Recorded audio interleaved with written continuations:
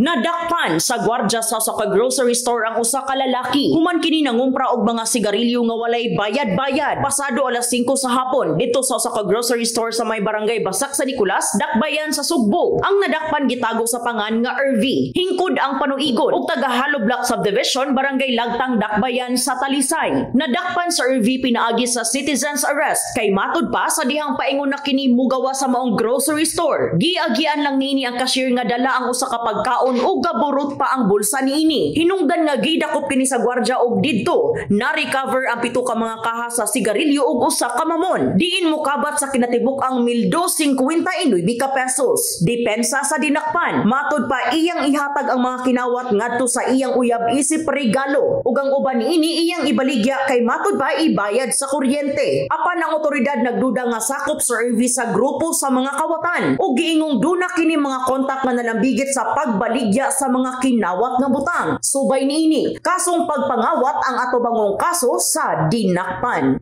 In the heart of changing lives, kini si Brigada Sheila Altobar sa 90.7 Brigada News FM Cebu, the Music and News Authority.